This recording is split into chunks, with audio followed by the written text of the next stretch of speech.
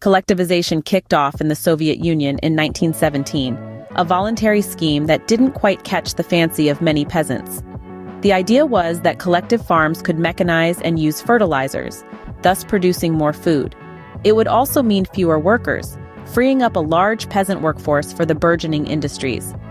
For the Soviet state, it was an easier way to collect grain and taxes from large, centrally organized farms rather than thousands of small farming families. It was a step towards making farming more socialist, where farmers would cooperate to meet state-set production targets and grow food for the benefit of everyone, rather than for individual profit. Enter the Kolkhoz, a cooperative farm where farming families pooled their land, resources, and labor. But this was not a popular choice for most peasants, as it meant surrendering their land, livestock, and farming equipment. By 1929, only 5% of farms had chosen to collectivize. Stalin then made it compulsory to join these kolkhozy. Each member worked for the kolkhoz and received a salary based on the work they did.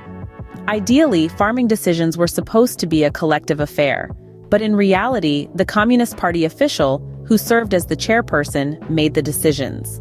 This was a control mechanism for the Soviet state to ensure that collective farms met state production targets.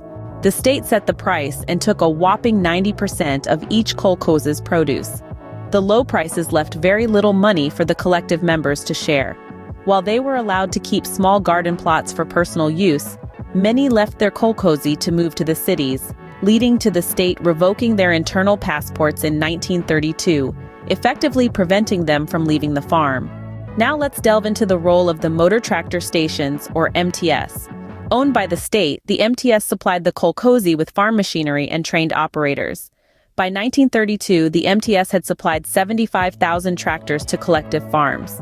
The kolkhozy paid the MTS in farm produce, providing another avenue for the state to collect grain and other crops from the collective farms. Each MTS was run by a Communist Party official and had its own MTS political department, further tightening state control and influence over the kolkhozy in each MTS district.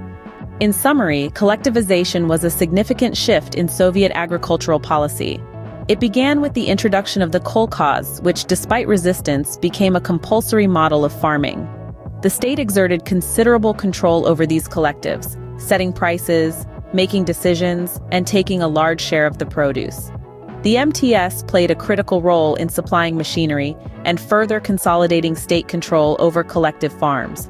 The impact of these changes was far-reaching, transforming the landscape of Soviet agriculture while highlighting the tensions between state control and individual autonomy.